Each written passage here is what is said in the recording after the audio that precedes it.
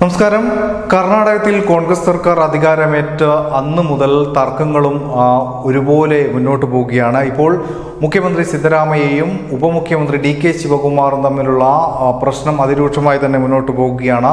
നമുക്കറിയാം, നേരത്തെ DK ശിവകുമാറിനെതിരെ കൂടോത്രം കണ്ണൂർ മാടായിക്കാവിലെത്തി കൂടോത്രം ചെയ്തതുമായി ബന്ധപ്പെട്ട പ്രശ്നങ്ങളുണ്ടായിരുന്നു. ഈ കൂടോത്രം ചെയ്തത് ഒപ്പമുള്ള കോൺഗ്രസ് നേതാക്കൾ തന്നെയാണ് എന്ന തരത്തിലേക്ക് അന്വേഷണങ്ങൾ പോലും എത്തിയിരുന്നു. ഇപ്പോൾ 2.5 വർഷം മുഖ്യമന്ത്രി ആയാൽ സിദ്ധരാമയ്യ ഒഴിഞ്ഞ് ബാക്കിയുള്ള 2.5 വർഷം DK ശിവകുമാറിന് മുഖ്യമന്ത്രി പദം നൽകണം എന്നാണ് ഇപ്പോൾ പറഞ്ഞു വരുന്നത്. അപ്പോൾ ഈ ഒരു 2.5 വർഷത്തിൻ്റെ കാര്യം തനിക്ക് ഓർമ്മയില്ല എന്നാണ് ഇപ്പോൾ സിദ്ധരാമയ്യ പറയുന്നത്. ഇത്തരത്തിൽ പ്രശ്നങ്ങൾ മുന്നോട്ട് പോവുകയാണ്.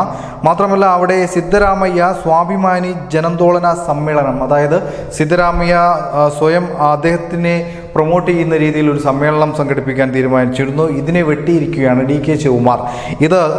ഇങ്ങനെയൊരു സമ്മേളനം നടത്താൻ സാധിക്കില്ല എന്നാണ് ഇപ്പോൾ സിദ്ധരാമയ്യക്ക് DK ശിവകുമാർ നൽകുന്ന നിർദ്ദേശം. മാത്രമല്ല, AICC ഇടപെട്ടുകൊണ്ട് ഈ ഒരു സമ്മേളനത്തെ വിലക്കിയിരിക്കുകയാണ്.